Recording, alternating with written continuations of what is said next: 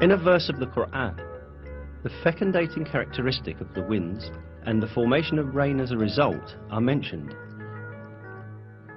And we sent the fecundating winds, then caused water to descend from the sky, therewith providing you with water in abundance.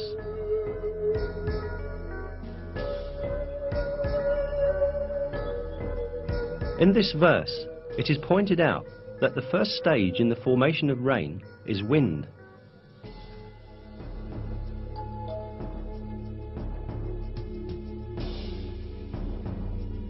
Until the beginning of the 20th century, the only relationship between the wind and the rain that was known was the wind's driving clouds. However, modern meteorological findings have demonstrated the fecundating role of the winds in the formation of rain. This fecundating function of the wind works in the following way. On the surface of oceans and seas, countless air bubbles form because of the foaming action. The moment these bubbles burst, thousands of tiny particles with a diameter 1/100th of a millimeter are thrown into the air. These particles, known as aerosols, mix with dust carried from land by winds and are carried to upper layers of the atmosphere. These particles, carried to higher altitudes by winds, come in contact with water vapor up there. Water vapor condenses around these particles and turns into water droplets. These water droplets first come together and form clouds, and then fall on the earth in the form of rain.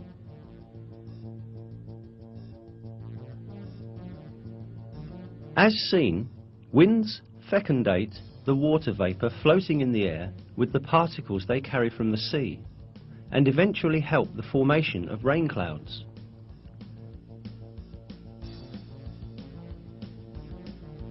If winds did not possess this property, water droplets in the higher atmosphere would never form, and there would be no such thing as rain.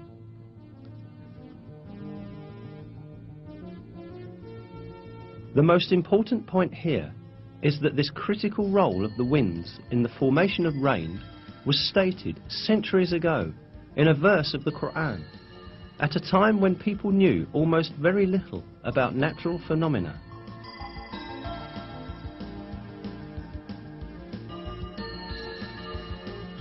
Another fact given in the Quran about rain is that it is sent down on earth in due measure.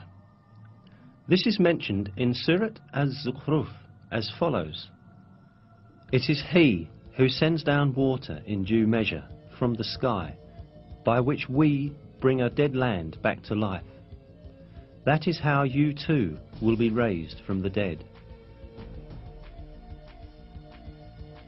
This measure in rain has again been discovered by modern research. It is estimated that in 1 second, approximately 16 million tons of water evaporate from the earth. This figure amounts to 513 trillion tons of water in 1 year. This number is equal to the amount of rain that falls on the earth in 1 year. This means that water continuously circulates in a balanced cycle according to a measure.